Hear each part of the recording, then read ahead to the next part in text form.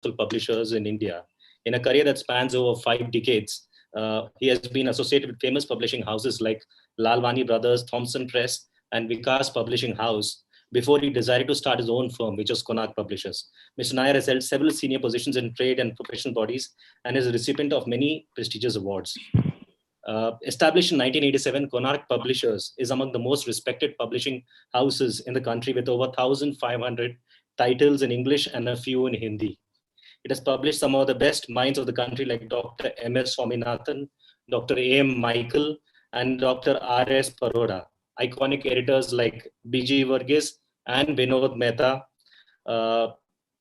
eminent journalist Kuldeep Nair, noted diplomats like J.N. Dixit and Muchkund Dubey, eminent jurist Justice V.R. Krishna Iyer, national politicians such as former Prime Minister Chandrasekhar and Dr. Subramanian Swamy, and A.G. Nurani, N.N. Vora, among other notables. The most recent authors include Madhav Gobole, Dr. Narendra Jadhav, Ambassador P.A. Nazarit, B.V. Kumar, amongst others. This is pretty long, but that's what Mr. KPR Nair is all about. And a big thanks once again to Konark Publishers for making this happen today. So once again, before we start, I would request all of you to stay muted, other than Tanmoy, myself, of course, Mr. Hari, Shekhar Katuri, Mr. Nathan, and Big.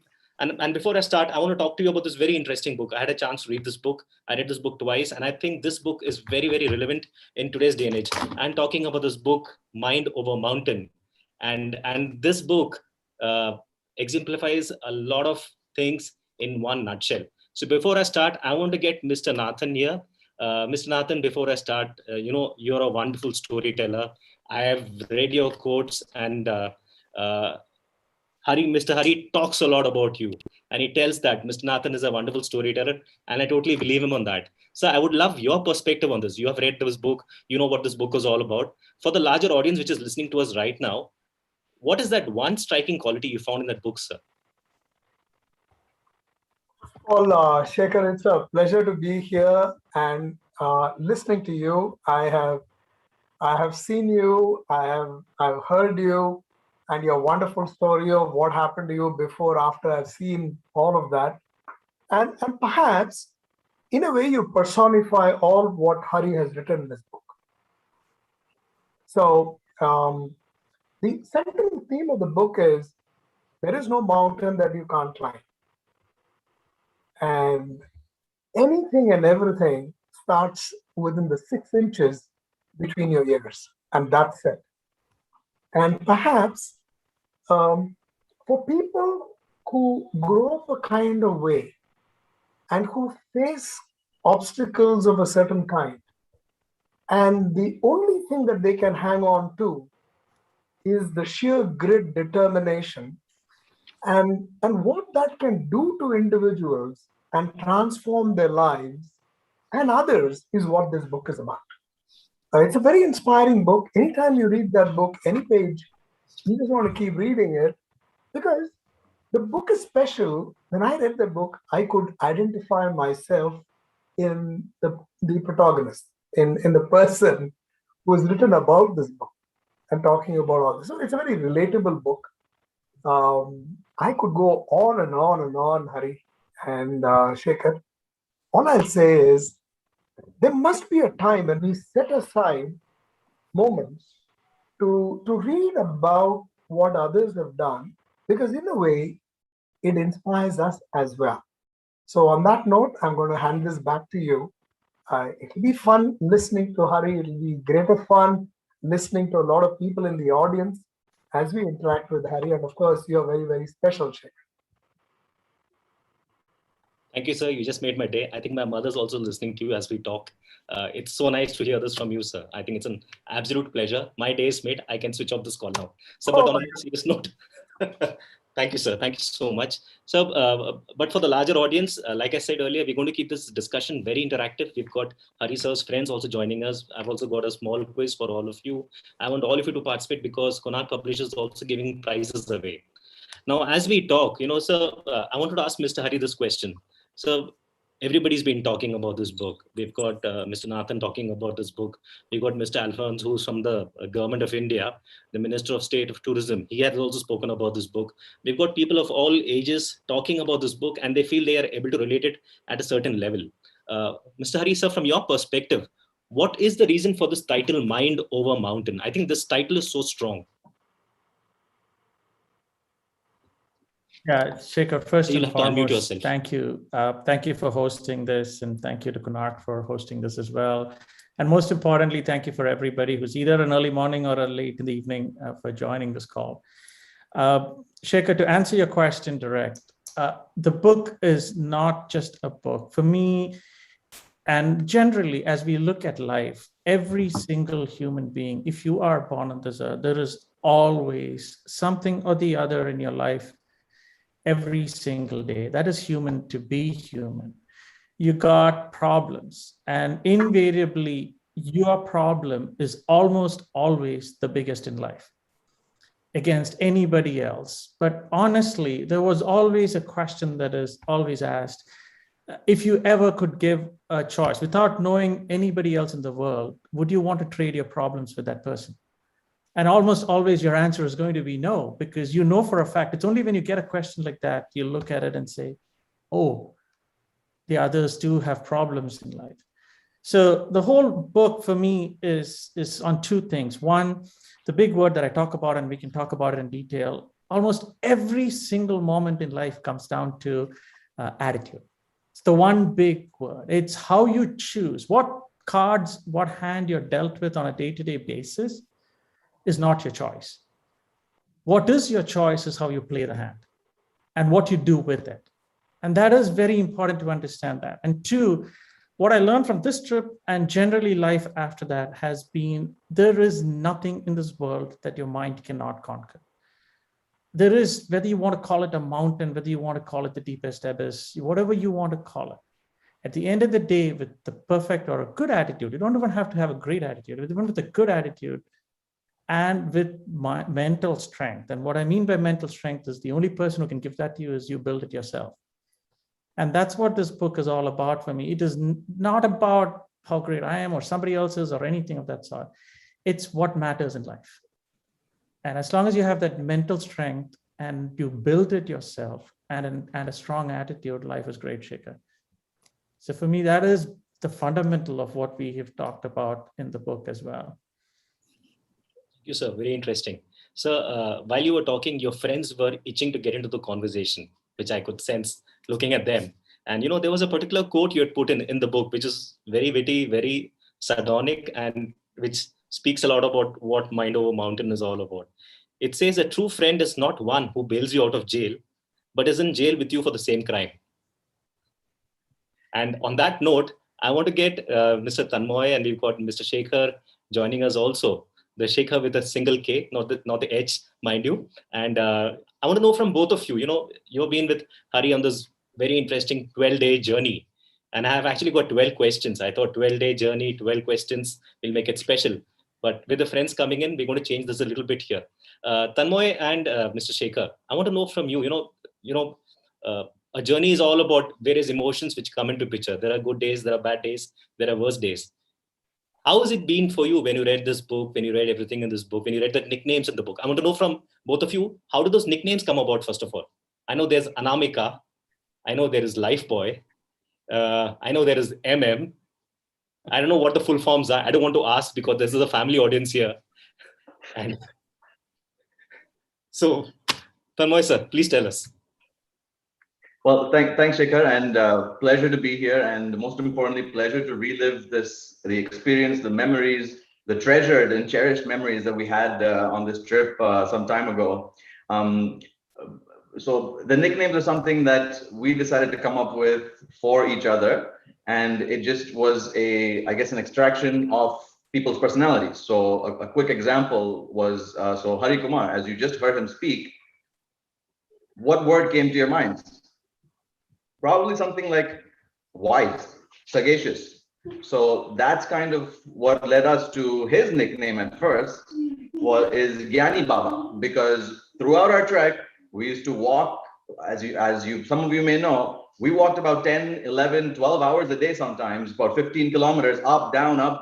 Net gain was probably 100, hundreds of feet, definitely, but it was an arduous task. So to get through that, we had to have a lively conversation. Otherwise, we'd always be focused on, oh, my leg hurts, my back hurts, this bag is heavy. So basically, we used to have deep conversations, often topics initiated and led by Hari, and that's how he got his Gyani Baba name, true to his personality and description. One other name that he had early on in the trip was it came from how he wants to optimize everything. Okay, he's always looking to make a deal. So before, when we were preparing for the trip, we had a whole shopping list of things to buy. And so as we were going through the shopping list, Hari kept saying, oh, we'll get this in Nepal. We'll get this in Nepal. We'll get this in Nepal. There's a market there. It's great. It's cheap. It's anyway. And so basically he kept saying, and Thamel is the place where this market is. And so he kept saying, let's go to Thamel, let's go to Thamel, we'll buy this there. And it actually made me a little anxious because we were leaving maybe too much stuff to buy in Nepal. What if they didn't have it there, right? So when we get there, we go to Thamel. There was stuff there, but again, not up to par as what we had hoped and expected. But basically, the name that he got is Merchant of Thamel. Merchant of Thamel, yeah. Like the Merchant of Venice, Merchant of Thamel. Exactly, Merchant of Thamel. He's probably the best spokesperson for Thamel there is today. So Tanmoy, I have to ask you this when I lead up to Shekhar, that is, what is the connection between Hari sir's stomach and diarrhea for you? It's a running theme throughout the book. And I know that, you battled through it and you made it happen. And, I've read it and it's very inspiring also at a certain level. Though it's funny, no doubt, but very inspiring. Tell us about that connection. His stomach and your diarrhea. I don't know if my diarrhea was connected to his stomach. But so yeah, I guess the truth of the matter is, and it's public information now, but basically I did suffer from diarrhea and dehydration for the majority of the trip. I didn't even realize this till much later. And Hari, so basically one thing about Hari which many don't know is that he actually has some medical training from his past life. And so he kind of saw me, he saw my eyes, he saw like my skin was a bit dry and dehydrated. So he kind of came up and asked me like, hey, what's going on? And then he did this thing where he pinched my hand like this and he pulled it up. And when a healthy person's skin is supposed to go right back down. So mine kind of basically stayed there a little bit and slowly came back into shape. He's like, dude, you are very dehydrated. You need to drink like two liters of Electrol Gatorade every day at least. And basically that's how he diagnosed me without me even knowing. And but given all these things happening, I mean, I was not the only one with issues. Many of us were having health issues. But the moral of the story here is persistence. It's positivity. It's mind over matter, mind over mountain, positive attitude, and just having that goal which you want to accomplish. So that's just, and the supportive team which brought us there. So Shekhar, I do want to add one sentence, Shekhar, there. What Tanmoy fails to talk about is what actually cured the diarrhea for him. And that's very important to know this, that once we got back and he had about 4 straight beers, then life was great. There was no diarrhea after that. I just want you to know that's when he actually got well. That's it. That's what I was missing. And in India and in Hindi, at least they say dawa daru, right? So daru was my dawa at that time, I guess, when I came back. Shekhar, sir, from your perspective, tell us about the trip. We got to know from Tanmoy the lighter moments, but there have been moments I know which are very, very tough, and it really tests you. Mind over mountain. I think it's mind over matter more than anything else. So tell us, sir, from your perspective, how was the trip for you? What was the journey like, and how exciting was it? Yeah. So first of all, thank you for having me here. Hari is a natural leader, right? So from my perspective, there's one line in the book where Hari says, I think his mother told him, aim for the stars and at least get to the moon. Absolutely. I remember that. So from my perspective, if I hang around with Hari, I'll at least get to EBC. So he aims so high all the time. So I love that about him. And I was reflecting on Tanmoy's point of view, and I'll just come back to your point too. Hari has an answer for everything.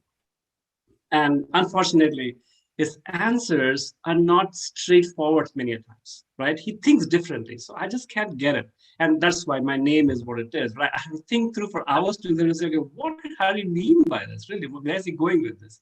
And of course, ultimately, I get it. I prod him and say, why did you say this? Why did you say this 10 different times? I get it ultimately. But that made me think of, and sometimes I think of these, great babas on the street who kind of give these fancy religious statements, the fancy wacky statements. They look nice to hear. You think you get it, but you don't really get it, right? So that's why I used to feel when how do you come on, give it a little bit more. In fact, that's when I came up with a view how he's actually transformatively disruptive. I still believe in this. Every time I talk to him, I hang out with him, he leaves me thinking differently. And it always leads to some transformative thinking later. Oh my God, I missed that all the time. So that was the experience for me going through with Hari and his leadership all throughout. The second thing that comes to me is, as a head of the family here, you always have to take care of your family, your wife, your kids, everything else. But on the trip, it was nice and easy because Hari was there to take care of everything. So it was like, yeah, sure, Hari, you tell what you want to do, we'll just go with you. So that made life very easy. But on the other hand, reflecting on the trip, you were saying something, Hari? No, go ahead. Shekhar is being modest here, just so you know. He kept us entertained for most part. His questions were not curiosity, just curiosity questions. So, Shekhar, continue. I'll let you finish. Yeah, I think you'll get back at me on that. But just going back to Shekhar, your point about the trip itself, it is, in many ways, for me, the trip really resulted in getting closer to what was core to me. Because we are in such a rat race all the time that we hardly take time to reflect on our lives, right? And we started the journey together. We sang songs, we hung out, we talked a lot. Several days passed by, and then it comes to a point where it feels like I know everything about others. Now you get into the solitary mode of reflecting. Where are you in this journey? And you just keep taking one step at a time against all odds. And then you get to a point reflecting that, what is my life all about? So when I started writing my journal, it was a lot about my own family and how I'm missing the family more and more and more. And it brings to the life the essence of what your true life is all about, because life happens on the mountains in that sense. But anyway, that I can talk a lot. Let me stop there and hurry back to you. Shekhar, I'll get you going. Honestly, Shekhar, for me, if I were to reflect back on it, like I told you, in addition to discovering yourself, and I truly, truly believe my last sentence that I truly wrote, which was a direct quote from Sir Edmund Hillary, is, it was not about conquering the mountains or any of that. It was ultimately conquering yourself and actually looking at life. And what Shekhar got to, and I'll be honest about it. Yes, it was, and being fully open about it, high strung. I grew up and I have grown up as super type A, wanting to get something, always wanting to go, etc. But what this does to you is it is an equalizer. It actually gets you back to what matters. And the beauty of it was there was absolutely nothing to distract you other than you, yourself, and the world around it. There was no phones. There was nothing around you. And so for a moment, it's just unfortunate that it took a trip like that for me to reflect. And on the lighter side, here's what I'll tell you. The number of people who've told me I've calmed down a lot, and trust me, this is calm down state, which is surprising, but still, from an excited electron, let's say, to getting to a calm down state. And that's all because of how you look at it. And I try my very best with every person around me as well, to try and look at what is the one positive thing. And you might think that there is life every single day. You might feel like, oh my God, this is yet another thing. Oh my God, yet another thing. And there's so much things that are overwhelming at every given day. Somewhere, somehow, I don't know what has happened, but what certainly has happened, Shekhar, is I look at life a lot differently. There is the positivity that you get with it, the optimism that you get with it. And of course, you need to choose the attitude to keep it, because as life always comes at you at 100 miles an hour. But irrespective of how bad it is, it's not like saying that it could be worse or let me be happy. No, it's what you have. It's not always looking up at what next. And that was my big change. Oh my God, till then it was just about what next. There was never a question of what was happening. And so that was the big change to add to Shekhar's thing, and value of friendship and the value of truly meaning and being in the moment. So I think that was the big deal. And that's a change in attitude. And then again, like I said, when I look back and reflect on it, it's just sad that it took a trip like that. And after several decades of me being alive to actually reflect and come to that conclusion. But in a way, I'm glad. I'm very optimistic. I'm very happy that at least I got that. Many people go through entire life without getting that attitude, but for me, it was a great thing. And it doesn't matter what age you are. It really doesn't. Thank you, sir. So I think that's what the Himalayas does to all of us, I believe. Sir, but now that you spoke about camaraderie, you spoke about friendship. I'm going to put three of you on the spot, and Nathan sir is going to be the judge here. Okay, so it's very simple. You all have something which you have picked up from the trip, and I want you to show it to the larger audience here. I think one of you has got a t-shirt, one of you has got a snow stick, one of you has got the goggles from there, the sunscreen, lotion, anything. If you can show this to the larger audience, and then we talk about that. So they can actually smell I have the t-shirt. This is drawn, architected, and we can talk through this at any given point, but yes, sir. This is the Nepali script, and we have an inborn, beautifully, extraordinarily multi-talented human being that drew it during the trip. That is what made us who we are. And mind you, this was his sketching. That's all he was doing, apparently. So I can only imagine how good it is when he actually puts his heart to it. It was beautiful. Thanks. No, thanks, Raya. So basically, this font is, well, this style of writing is, I guess it's a Nepali script, but basically we saw this everywhere we went. There was these massive boulders that had something written on it. Of course, it was not written in English, but this was the style in which it was written in. So we thought, hey, let's incorporate that into our visual identity, if you may, as our team. So that's where this came in. And Hari, do you want to talk about the name, where the name came in? I'll let you do that. I'll give you the honors of doing it. Okay, well, so basically, our team is called Fagdin 5. Now, why the name? It's because the town that we spent the night in, the first town that we spent the night in on our journey was called Fagdin. That's Phakdin. It just so happened so. And that just rang a bell with all of us. So fast. Exactly, it rang a bell with all of us, and we kept using it in ways that you would expect we would use it in terms of slang. And so that's kind of how we decided to have our name as Fagdin 5. In fact, we were not even going to spend the night there that day. That was supposed to be just be our lunch stop, and we were supposed to carry on. But I believe I insisted that, hey, if we're going to be Fagdin 5, we need to spend at least a night in Fagdin. So we are Fagdin. And so that's why we were Fagdin. And that's where the name comes from, and the sketch as well. Very interesting. Very interesting. But Shekhar, a small nuance there. If you notice, one of the reasons we were successful in terms of not achieving anything, but actually enjoying this and making success for me, like I told you, is not achieving or getting there or back or whatever. That was part of the conversation. But the bigger part was exactly what Tanmay just said. We were so flexible and nimble between friends as to what we did and how we did it, because we wanted to live in the moment. We wanted to enjoy it, as opposed to trying to say we have to achieve so much or get there on day one. We have to get to this on day one or get to that on day two. It's not saying don't have goals or determination, but it's also equally important. And this is in life. It's not just about having the goals. It's also about being flexible about how you get there and being there with the moment. So what made it is, it was not just the destination that made the fact that we got to the destination that made things happy.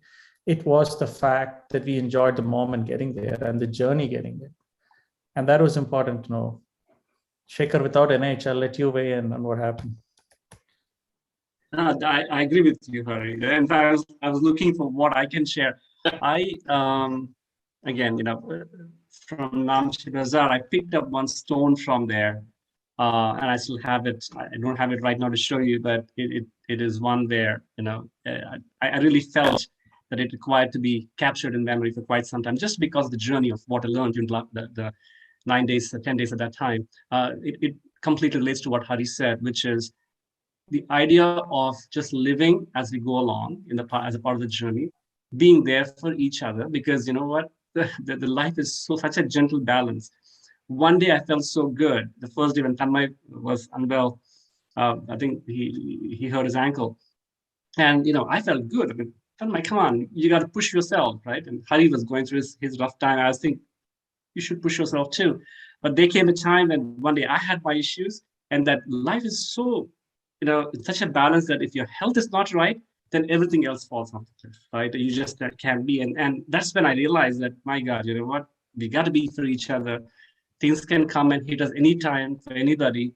And that life, as you think that happens in your real life, the whole life just got simulated in those 9 days, simulated in the real sense of ups and downs. And you learn how to rely on each other, how to stand for each other, how life has meaning much beyond, our own personal goals, if you may. So that's a big realization for me as part of the journey. Thank you so much. I wanted to ask all three of you, what is this process of mummification all about? So the problem, I'll be honest, for people who've lived through harsh winters, you understand the concept of layering. You understand that there is no one thick sweater that can ever stop any cold winter. It's not possible. And so you need to layer yourself. That was the first fundamental mistake, or the first learning lesson you get in the depth of winter, or when it's really cold. It's the number of layers that matters, and how you organize the layers that matter. So what happened with mummification every day is it became a joke. Because remember, you're 24/7. There is no warmth. There is no heat. You are kind of frozen 24/7, and it kind of seeps into your body. And you're cold, and a lot of your body doesn't move. And it's a fact. It's very, very difficult to move. And even when you are walking and trying to trek or walk or climb, even that heat doesn't compensate for how cold it is, right? So at night, when you're trying to sleep, now remember, your body is not moving and it's frozen and there is no heat or whatever it is. Now you're trying to layer yourself, and there cannot be any part of your skin that can be exposed. So what are you trying to do is you're trying to put yourself one into the other. It's like going into the sock, one sock, and then that sock has to go in. So the first one is easy because fine, you have your faculties in your legs and hands and you can move it in. But then just imagine once I put you into a casket, now how do I move that into the next one? And it became hilarious because plus the pain, what made it really fun, I think, and this is part of life for me as well, what made it enjoyable and happy is one, the attitude we took, but also the pain that you went through. And not in putting yourself in, but the pain you're suffering. You know your body has quit. You know it's paining. You know it's in severe condition. And then trying to put one sock into the other and trying, and only to realize that your left side, once you put it this side, then your left side is exposed or your right side is exposed. And oh, it was hilarious. And the sheer lack of dexterity and the sheer lack of, it was just impossible for us to kind of get it straight.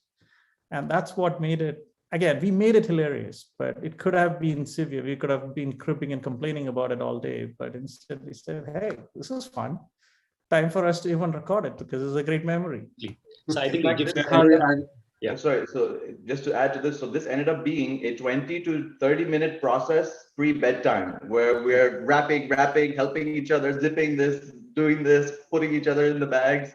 So it was quite a pre-bedtime process. But the other thing is that, so Hari mentioned how cold it is, but even at night, when you are mummified and you're in the sleeping bag, you're essentially sleeping in a plywood box. So it's not really protecting you other than maybe from the snow or the rain. So it is an ice box that you're sleeping in as well. So it's not like you're sleeping in a nice toasty environment. It is freezing even after mummification in your sleeping bag. And there was maybe 2 places which had the convenience or the luxury at the time of a hot water bag.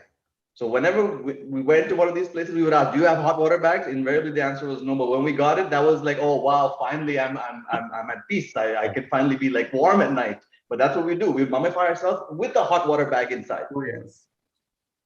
So I have to ask, journey in the middle of the mountains?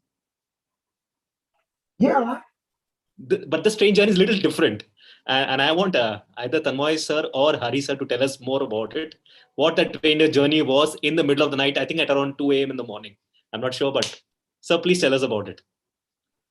Tanmay, I'll let you take a crack at that one. I actually forget what this refers to. Oh, that's fine. So I'll talk through it. So every night in 2 or 3 places that we stayed in, you're so exhausted, like Tanmay said, you're 12, 15 hours, you're trying to sleep. And what woke us up, in spite of how deep the sleep was this train that was coming at us from all kinds of things, all across from about 10 feet away or 5 feet away. And it got louder and louder and louder and louder at a given point. After which you try and wake yourself up to say, oh my God, only to realize that it was just a few people snoring here.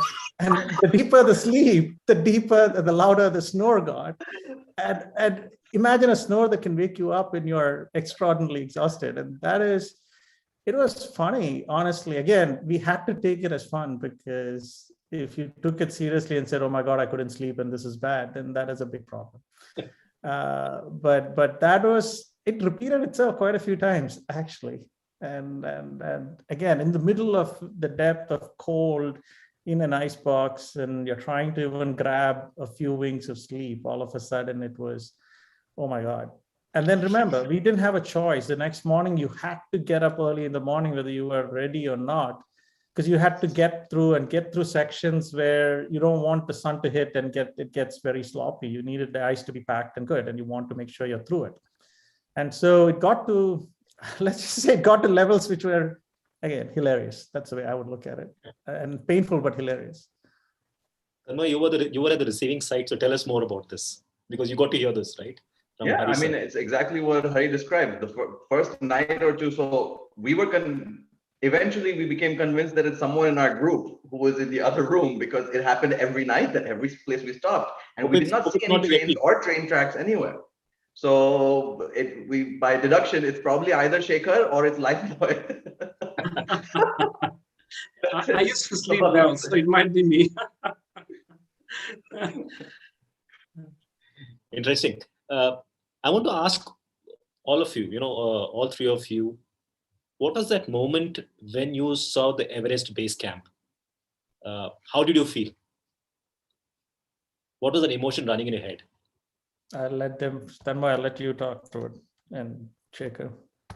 Well, for me, I mean, it was a relief that the goal we had set for ourselves and the arduous path that we had taken was kind of halfway at least complete. We reached our destination, which was a major accomplishment. It was a sense of relief, sense of pride. It was joyous. I remember just like being ecstatic and just literally on top of the world, right? So it was just relief and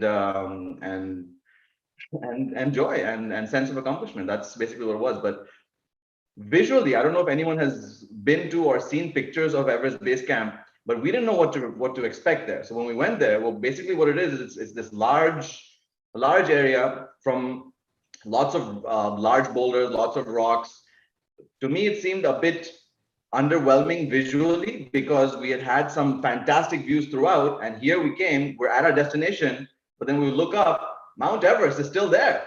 Yeah. Base camp is only 1/3 the way to the top. So it was kind of like, hey, wait a minute, we did all this just to reach 1/3 the way. Imagine those that have to go the other 2/3, right? So it was really a mixed bag of feelings there, but definitely joy, relief, exhilaration. Yeah, I would agree with that. Similar feeling. It was the first time I saw it was underwhelming too. It was like, wow, is this it? It was like, can it be a little bit better? But on the other hand, this particular base camp, I believe, is actually on the on the glacier actually, right? So if something would come down, it come right down to the base camp. In fact, it happened a few days after we left.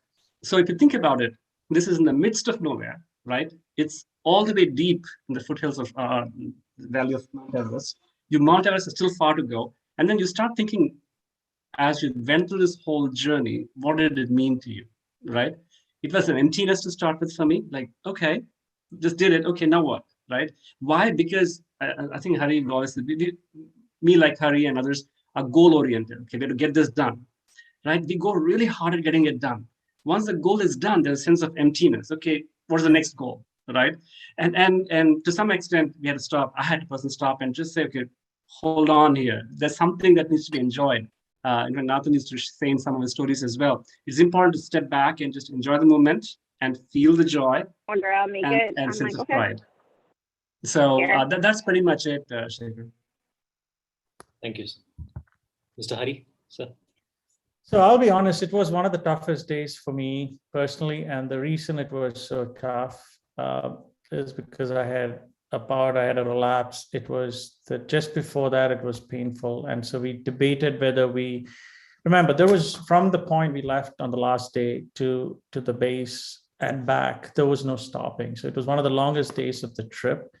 You couldn't stop and you had to go all the way through. There was no place to stop or even take a moment of rest and stop there and all the way back. You have to get back to the whole place. So all of a sudden, it became a big issue because one, I couldn't even get up the previous day.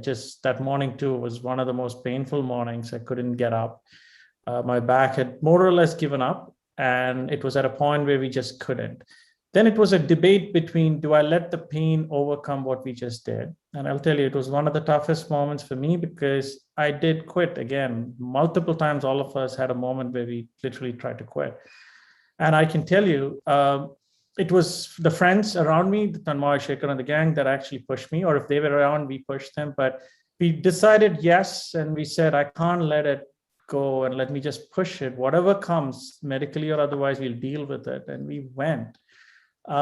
We did reach there, and I'll still tell you, the last moment before you see the open base camp or whatever, it's actually a turn that goes into the valley, and it's literally like many times whether it's in San Francisco, Seattle, any other nice place, Goa or anywhere, you're driving down a road and then you turn and you see the beautiful beach, right? And all of a sudden you see the awe of the ocean. The same thing. It was an awe-inspiring thing for me, not just because it was just a bunch of boulders or whatever it is, but for me, what it meant was at least I was there, and it was a big piece. I'll also talk about 2 seconds. So it was probably a high moment, but keep in mind, again, that was us being human. We'd forgotten some of the journey per se and the enjoyment of it, which came back, reflection, but we needed that destination. It was so bad. So we still had that goal. So that was who we were. But here's the other piece that happened. So we spent a little time there, enjoyed it, etc. But remember, we only had another 3 or 4 hours of sunlight where you really had to get all the way back. And we were literally tired. And keep in mind, once we all are motivated and our mind plays tricks on us, right? You're fully energized, you're right there, and you get there. Whatever be your goal in life, you fight and fight and fight to get to your goal. But the moment, like Shekhar said, once you get the goal, whether you want to call it emptiness or not, suddenly the adrenaline stops pumping. And that's what the medical doctors would tell you. But here's the issue. Psychologically, that just kills you. So now how do I get 4 hours back with pain? And how do we get that going? And this is a classic thing in life, right? Which is why it is critical that we don't fight. We need to have a goal and a destination, but don't make that the reason for everything. Enjoy the journey, because the moment you get there, the rest of the journey is lost. And there is a big portion which is the rest of the journey. And when you in life go through it every single day, destinations and goals are awesome and you need it, and all of us still need it, but don't let that drive you. Don't let that be the only thing driving you. You know what I mean? Because the trip for me back was significantly tougher because you had nothing to achieve. You know what I mean? You had nothing to get to other than I could find any flat surface would be good enough at that point because you were anyway frozen, didn't really matter. And you were just lying down. So Shekhar, for me, that is again, human nature of how life is. And it's very important to enjoy the journey. And every day, every step of the day, the glasses are half full. There is no question. Absolutely. And it doesn't matter how you look at it. And it's up to you what your attitude is. And that's what happened to us, honestly. But it was great. I mean, it was great. From the hospital, lying flat, not being able to move to get there was for me a moment. And this is the same thing, right? When emotions run high, I promise you, not a single one of us had a dry eye. None of us did. And that was not crying for the sake of crying. It was just happiness. It was just the bliss of getting there. And honestly, I always in book 2, I differentiate between happiness and joy with bliss. And for me, bliss defines what you need to be in life. And if you go back to ancient scriptures across religions, you'll tell you the same thing. You need bliss. You need peace. Happiness that comes with peace. And so the journey Arisa, you have being critical. Sorry, I'm just trying to say the journey absolutely sorry. needs to be critical, not the destination alone. Arisa, you have this unique knack of being objective while making others emotional around you. I'm telling you, because I can see it right now in front of me. So I have to ask all of you this question. What does courage mean to each one of you, including Mr. Nathan? Nathan, I'll start with you because we've shared enough the past number of years. Courage for me is just being honest, both with yourself and with people who are around you.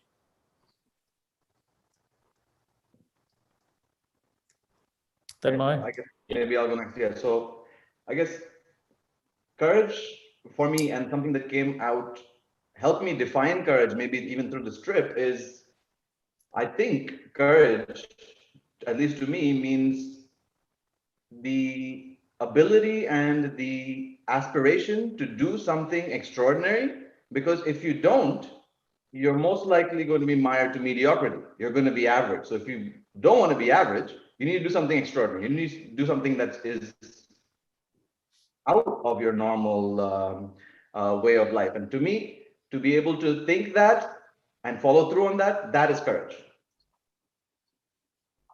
Shekhar? Shekhar, you're more. Yeah, sorry. For me, courage really is, what I learned in the trip really is courage for me is a willingness to be weak.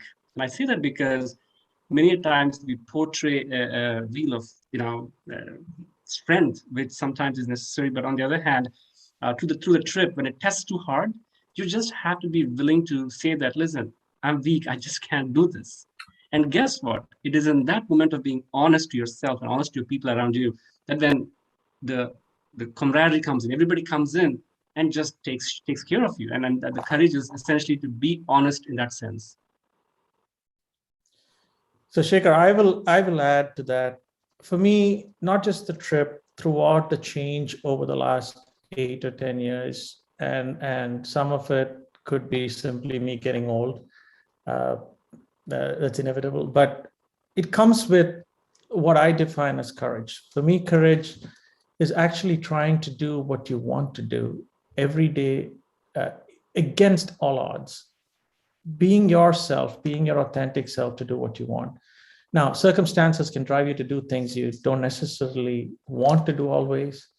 But as long as I keep it straight, keep it ethical, keep it honest, keep it transparent, keep it completely straight, and being yourself, not trying to just do something because, well, somebody said that. Being yourself.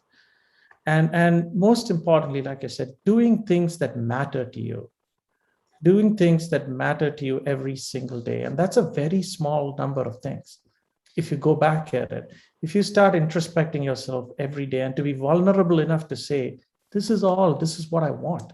It doesn't matter that all I want is, I don't know, happiness every day for doing 3 things. It doesn't matter that you didn't want to be the richest person in the world or this thing or whatever. It doesn't really matter. What matters is the courage to be your authentic self. And I'll tell you, like I told you, I was on one of the fastest corporate paths, if you may, in my life in terms of growth. I flew through the levels, flew through everything else in life. And to be the authentic self, like I said, I was honestly, many a time, Nathan and I've had enough conversations about this, he knows this. Many times I questioned myself, was I old enough to have the maturity to be in the jobs I had? I mean, they were so large, so huge. And did I have the always necessary EQ to do that? No. One of the reasons, I'll be honest, this is where camaraderie and friendship comes in. But I had at least the maturity in me to understand that I was weak in something. I'll give you, and I'll just, not because Nathan's on the call, I'll tell you, he was an emotional backstop for me, I don't know, for what, 8 years straight. And that's partly because he had different experiences and a different set of maturity. So I had all these massive roles. I'm guessing somebody thought I was smart and good enough to be in these big jobs and continue to be in this job, but it takes a toll. Remember, leadership is all about standing against the wind, and you're alone. At the top, things get very rare. The air is very, very thin. And so having friends, having people you can rely on, having people you can actually be your vulnerable self. I want to call that courage. I want to call that saying, I didn't know, I don't know. And I'll have Nathan weigh in. I don't know the number of conversations we've had that had nothing to do with the job. It was just, how do you handle the situation? Right. And because remember, at the levels we are working at, including where I had reached, there was no, it's not always black and white. It's true, it's authentic, it is legal, it's ethical, but it's still not black and white. And that's the difficulty you have. I certainly will tell you, I'm a better person for that today. Nathan, I'll definitely have you spend 2 minutes on it, please. Courage is also, even as you speak, Hari, I was very evoked by something that you said. Courage is also standing up for what you think is right. The ability to stand, howsoever tall, short, but in the face of all kinds of the mountains, as you talk about, and stay the course because it's the right thing for you to do. That is courage. And that doesn't come easily. You talked about attitude prior, Hari. It requires tons of those. It requires a resolve. It requires grit. Yeah, Shekhar said that. You got to think that with a little bit of self-awareness, knowing that you're vulnerable as well. There are no whites, there are no blacks. And yet, as Tanmoy said, there is something that you have to achieve. If that is courage, that's what you got to do, and you got to stand up for what you think is right. That's what I'd say. Thank you, sir. Thank you, sir. So I also have got 2 of my friends who've joined in. There are 2 people I've mentored, and they're around 20, 21-year-old. And I'm sure this is gold. This is gold dust for them, this information, because I think at a very young age, people have not been taught to be courageous. And I think we have hit on a very interesting point about being courageous and about being open and being honest and being vulnerable. So for the larger audience out here who's there listening to us, if you can put in the chat box, what does courage mean to all of you? While I move on to the next question, which is talking about something leaders rarely talk about, which is the fear of failure. And Hari sir has actually taken that and spoken about it like a running theme in this book, sir, which is also, so he's spoken about the fear of failure and used that fear of failure as a source of motivation for him, which shows him at his most honest, at his most open, at his most vulnerable self. Hari sir, I want you to tell us more about this running theme you have of, the fear of failure and how it gets you to just maximize your potential. Sure. So Shekhar, for me, there is not a single human being. If you're born on this earth, you're going to have fear at some point. That's what makes you human, right? And most of it is a fear of failure, a fear, not necessarily just a fear for fear's sake, but a fear of being your authentic self, right? And the more and more you deal with things in life, the more and more you are in, forget just in public view, but just whether it's your immediate friends, your family, your circles, your whatever your circles are. The fact that you set your target, you do something and you actually fail, they're like, oh my God, what is he going to say? You don't have to even express it, but you know that's in your heart, that's inherent to who you are. Even broader, if you have the more mature conversation, say you're authentic to yourself, you still have a fear of failure for yourself. I've said to myself, I don't want to fail. I want this and I don't want to fail. Now, there's 2 ways people react to it. You can be paralyzed and say, oh my God, I won't do it, and stay back. Or I won't get into it, I won't jump into it. Or you can say, what the hell, I'm going to go do it anyway, and have the courage to stick with it and have the courage to push through it, right? And again, I go back to the classics of true authentic self, and something I got from Nathan, he won't know 10 years ago.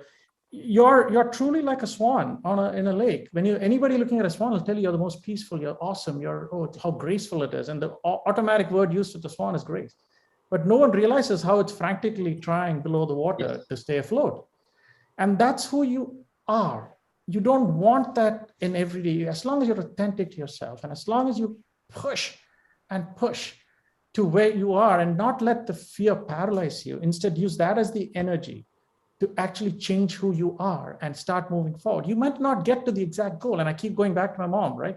To say, you may not hit the stars. That's okay. You got to the moon, which is 100 times better than staying on Earth. I mean, from theoretically, So that's what I would call, and that is a fear could be the single biggest motivator in your life if you let it, as opposed to letting it. It could be the single biggest demotivator as well.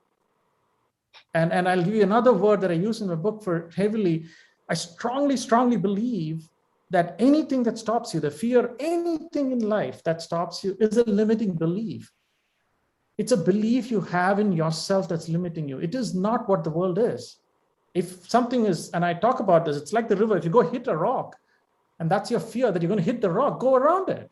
Or think of how can you go around it. Don't let the rock be the decision factor for why you wouldn't do it. And that's, for me, fear of failure was a big motivator, and it still is today. And it's not about whether the society, today I've reached a maturity stage which I don't really care whether it's a society or anybody else that judges me. I honestly don't care because I've been judged enough, so it kind of doesn't matter. For me, it is a fear of failure for myself. And that is what drives me significantly. I don't want to fail. If I've set a target, if I want to do something, if I want something in life, that's what I'm going to do. And I work towards that. It doesn't happen immediately, but I persist. I'd like to add to that actually, because, oh, sorry, Hari, were you done? No, go ahead, Tanmay, please. Yeah, so what Hari didn't mention, but something that I learned from Hari is not just not fear of failure, but he taught me to see failure as a scenario that you have to prepare for. You don't have to be afraid of it, but you have to understand it's a possibility that you will fail. And so you have to make plans, your plan A, plan B, plan C, whatever it is. You have to make alternate plans to A, avoid that failure in the first place, or if the failure occurs, what would you do next, right? So for me, and this is something I learned from him when I was working for him, is yes, there should be a fear of failure. You should be scared that you will fail, but be prepared for if that happens. So I see it today as a scenario rather than something I'm actively afraid of. And just one comment there. Sorry, if I can add a few thoughts there on fear of failure. What I learned actually from Hari is how he actually looked at the aspect of fear as an area where he invested in himself and made sure that he was able to overcome it with whatever plans just now Tanmay said about it, right? Plan B, C, and all that. But I think the core of it was his ability to get himself out of those situations with ease. Hari spoke about his age and all that. I felt that age is just a number, Hari. I think the way we saw you do things and then the way you handled many of those things that people normally think is impossible, I think you made it happen, like MS Dhoni playing a final of a T20 World Cup and then knocking bowlers all over the place the way he wants to. So I think that's where I look up to you when I saw you from 2010. Maybe a silent spectator from outside of all these. I wasn't part of the trek. I would have loved to be part of. I wasn't even aware of that, so I wasn't. But I have been telling about you in terms of how you handle those situations, and then your courage. For example, we spoke about it a little ahead of this.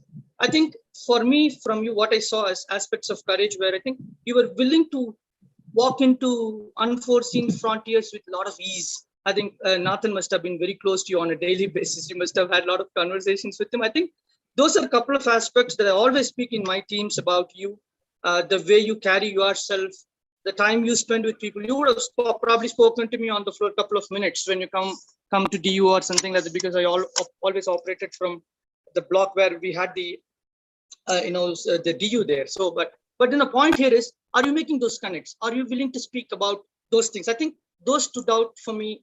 Mind over mountain again. I think you are the man who can write it. The aspects that you've gone through on your physical side and the things that you wanted to conquer. Classic example of courage to do it. One, overcoming the fear that normally a person will have and then say, hey, I don't want to do it. I'll give it up easily, kind of. I think you draw that thin line between aspects of fear and how do I convert it to areas of my greatest strength. People should learn from you. That's how I'll put it, probably. Thank you, Mr. Sai. Thank you. So we're also getting a lot of messages on the message box where people are talking about courage. So Mr. Samneet says, courage to me is being consistent and standing by your values, even when you know when others won't approve of it. Potential to believe my own issues, decisions, and rectifying it with the right manner is courage for me. So I think this has opened a whole Pandora's box of what people believe is courage. And thank you, sir, for getting that discussion out there, because I think a lot of people understand it, a lot of people believe in it, and it's about what we interpret out of it. So now that we have spoken about courage, I know all three of you are very athletic, and I'd mentioned this earlier too. How about a plank challenge? I don't know if we can do it on a camera, Shekhar. So I think we should probably try something else. I'm glad to do it, but I think my back will allow it, but that's okay. And I think let's try something else if you're okay, because I don't think it'll work on camera. So I'll make something a little more simpler. This is for the larger audience here and for all of you. How important is the date May 29th? Hari sir, I know you know the answer. Yeah, I'll keep quiet. Yeah. May 29th. Anybody, you could put that message in the message box. If you give me the right answer, we've got a prize for you from Konark Publishers. They're going to send you a book. What is the significance of the date, May 29th? It relates to this book. That's all I can say. And then there's silence. Nathan sir, you want to give a shot? It's my dad's birthday. So the real answer is not my dad's birthday, but May 29th is my dad's birthday. But anyway, there's something other very significant that also occurred. All right, so Josh says Tibet conquest of Mount Everest. Yeah, Josh, that's right. That's the day when Mount Everest was really conquered, and that's mentioned in the book too. Yeah. So I think, so Josh, if you could send us your email address, I'll get the Konark team to mail you the gift right away. Jacob, if I might add just to that Conquer conversation, I talk about in the book, people you learn from they don't always have to be above you or in a different role or whatever. They could be anywhere in life. And one of the things I do want to call out every single time, if any of you can help, and I'm very passionate about this, are the Sherpas. The authentic people of Nepal and their warmth, they are not the most educated.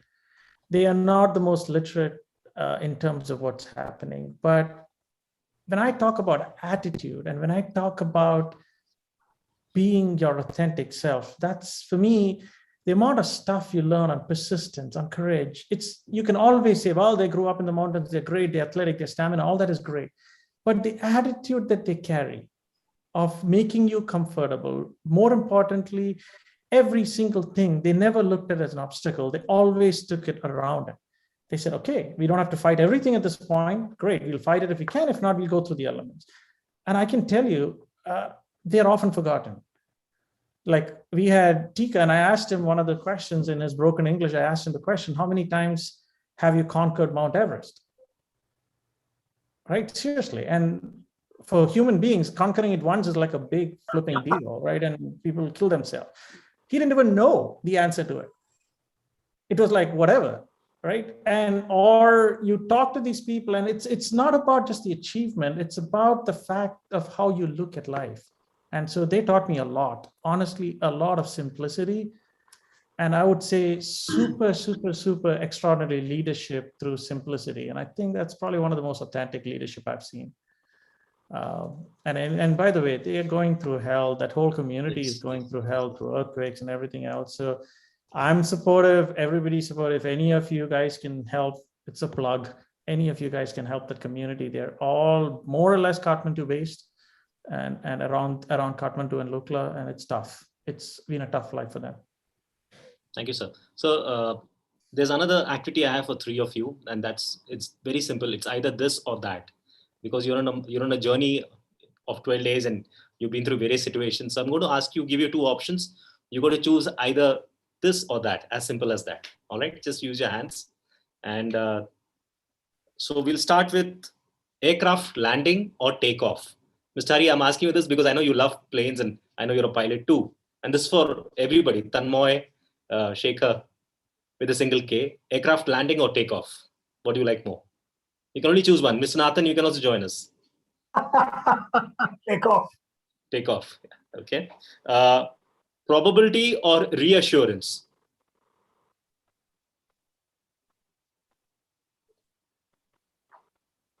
All right.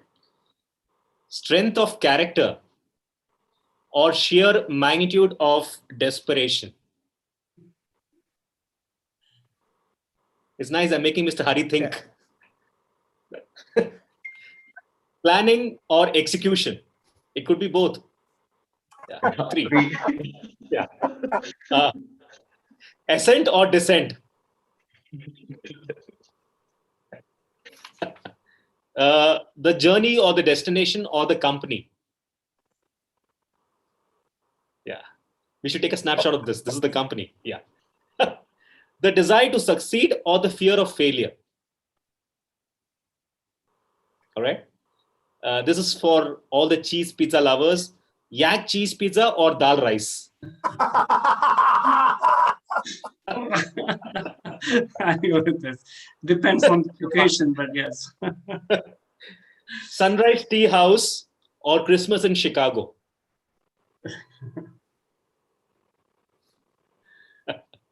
Superb. Now for the last activity. This is for everybody here.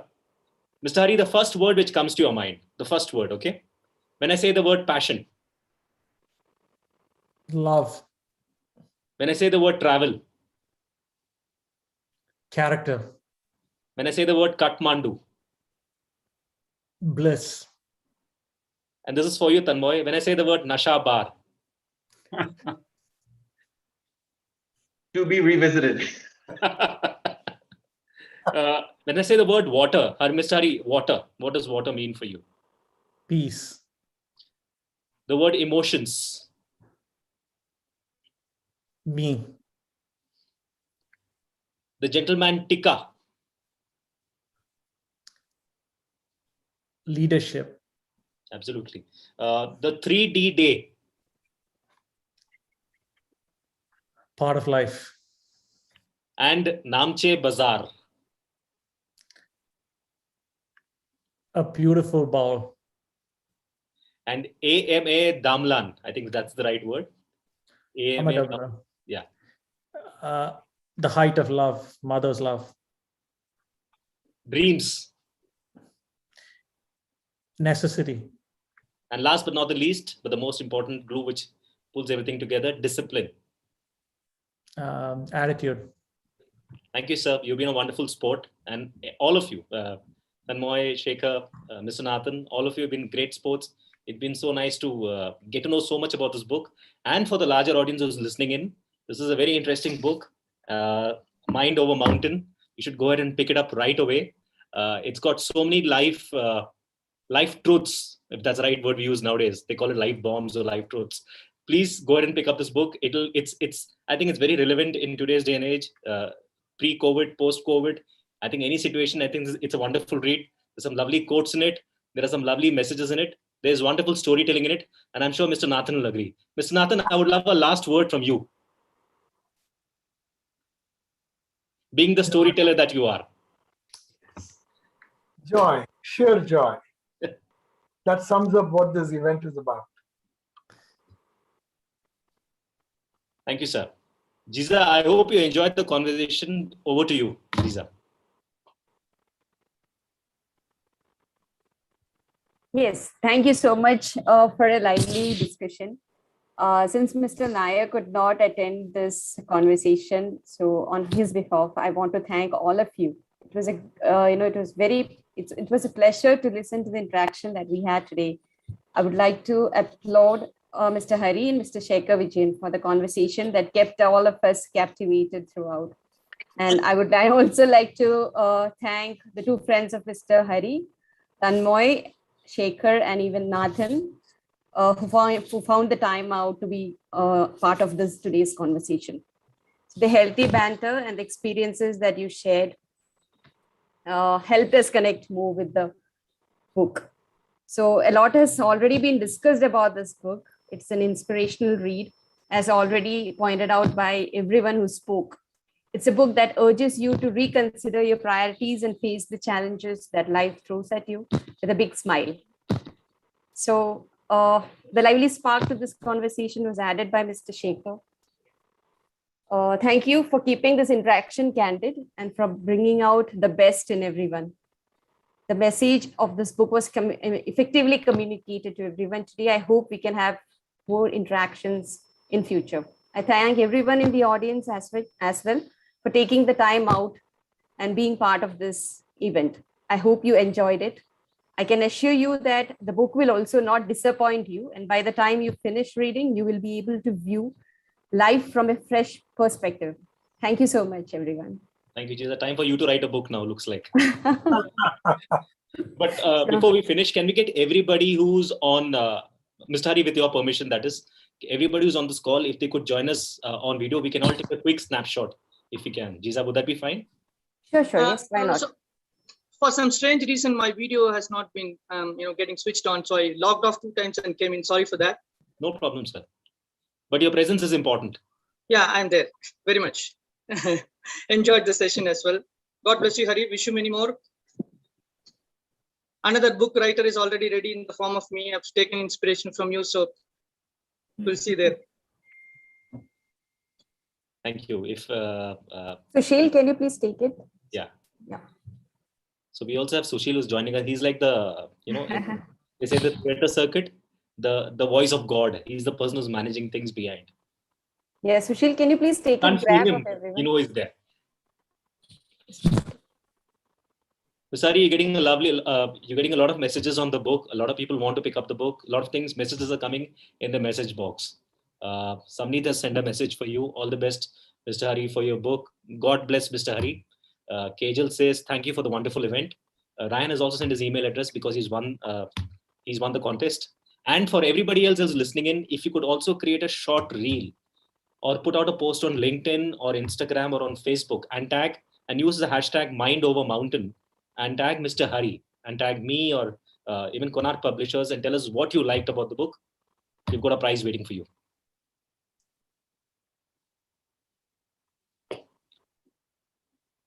Thanks, guys. I know it's either Saturday morning, evening, whatever be the time. Thank you, everybody. Thank you so much. Thank you so much. Bye. Thank you. Thank you. See you. Thank you. Bye-bye. Bye. Thank you. Bye. Bye, Nathan. Bye, Bye, Sue. Hari. Bye, Thank you. Tanmay. everyone.